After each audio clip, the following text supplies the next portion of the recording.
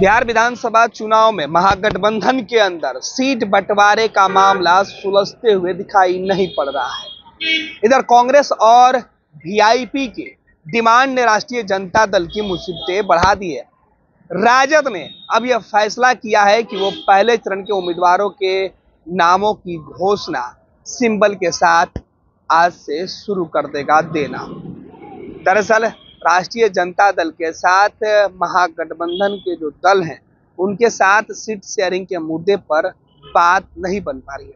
इसके बाद यह फैसला लिया गया है कि राजद अपने हिस्से की सीटों पर पहले चरण के जो विधानसभा सीट है वहां उम्मीदवारों को सिंबल देना आज से शुरू कर देगा। जो खबर है उसमें बताया जा रहा है कि बिहार विधानसभा चुनाव में महागठबंधन में सीटों के बंटवारे का मामला अब तक सुलझ नहीं पाया।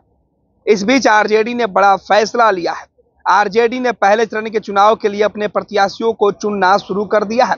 कांग्रेस और मुकेश सहनी की डिमांड से परेशान आरजेडी आज से अपने उम्मीदवारों को सिंबल देना शुरू कर देगी। आज आरजेडी संसदीय बोर्ड की बैठक बुलाई गई है।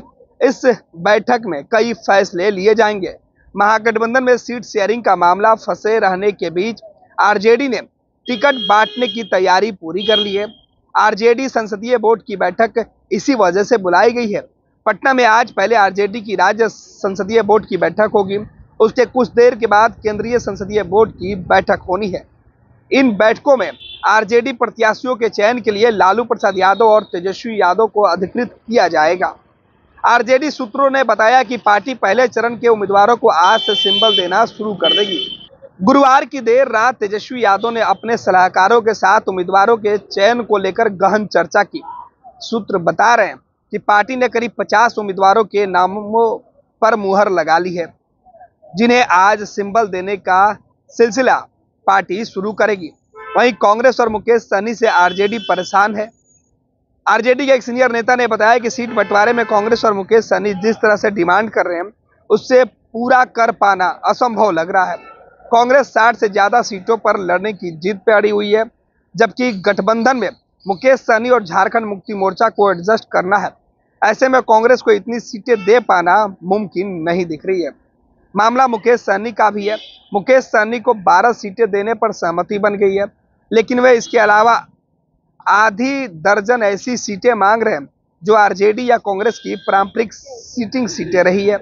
इन सीटों को मुकेश सहनी के पाले में छोड़ना संभव नहीं है, लिहाजा उनसे भी बात नहीं बन पा रही है। और इसी बीच ये सबसे बड़ी खबर निकल के सामने आ रही है कि जहां सीट बंटवारे के मामले पर आरजेडी अपने सहयोगी दल के आगे अब झुकने को तैयार नहीं है।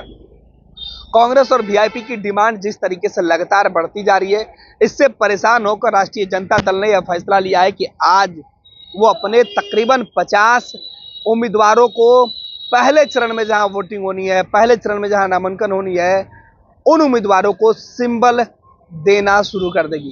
राष्ट्रीय जनता दल पहले भी अपने उम्मीदवारों को गठबंधन से पहले ही सिंबल देकर यह मैसेज साफ करती रही है, देती रही है कि वो किसी भी परिस्थिति में बिहार के अंदर सबसे बड़ी पार्टी होने के नाते वो किसी के आगे झुकेगी नहीं।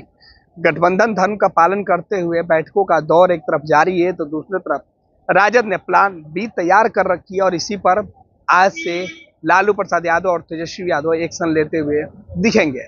आप देखिए कुछ देर के बाद कुछ तस्वीरें निकलकर सामने आएगी जहां पीले लिफाफे में लालू प्रसाद यादव या तेजस्वी यादव अपने उम्मीदवारों को सिंबल देते हुए दिखाई पड़ेंगे।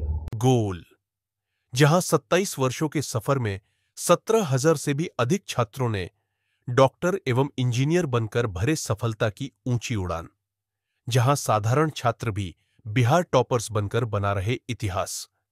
दूरदर्शी शिक्षाविद श्री बिपिन सिंह के मार्गदर्शन में मेडिकल एवं इंजीनियरिंग के लाखों छात्रों के लिए आशा की किरण के रूप में गोल, द रिजल्ट फैक्ट्री।